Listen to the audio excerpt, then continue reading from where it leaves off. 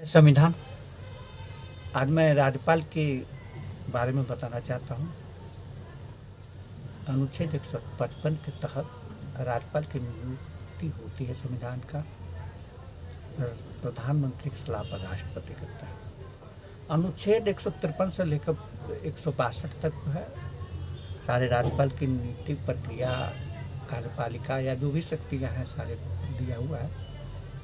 और ये भी बताया जाता है कि यदि राज्य का जो भी कार्य होगा वो राज्यपाल के नाम से होगा, लेकिन मुख्यमंत्री की सलाह से। अनुच्छेद 157। तो इस तरह से राज्यपाल का जो कार्य होता है और नियुक्ति का जो प्रोसेस है वो बहुत ही शॉर्ट है। राज्यपाल जो है 35 साल की उम्र के होनी चाहिए और उसके लिए कोई लॉ की डिग्री नहीं है, ऐसे साधारण पढ़ा लिखा होनी चाहिए। यानी एक तरह से ये पॉलिटिकल मुद्दा हो गया। लेकिन प्रधानमंत्री के सलाह पर राष्ट्रपति जो है नियुक्ति करेगा।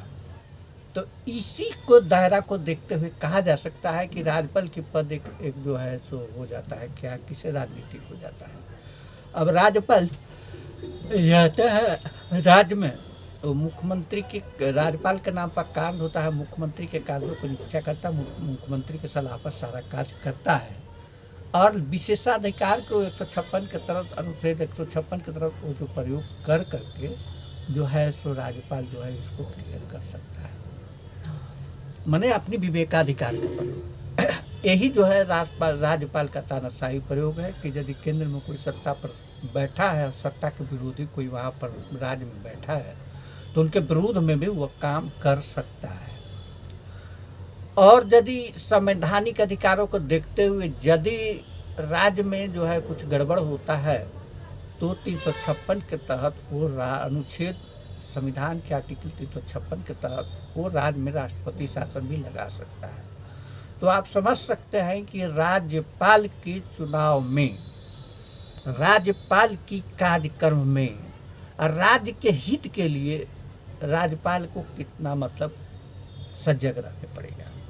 बट ऐसा होता है कि जो है लोकतंत्र की भाषा को भी अवहेलना हो जाती है। राज्यपाल जो है अपना विशेषाधिकार का प्रयोग करके जो है वो जो तानाशाह बन जाता है।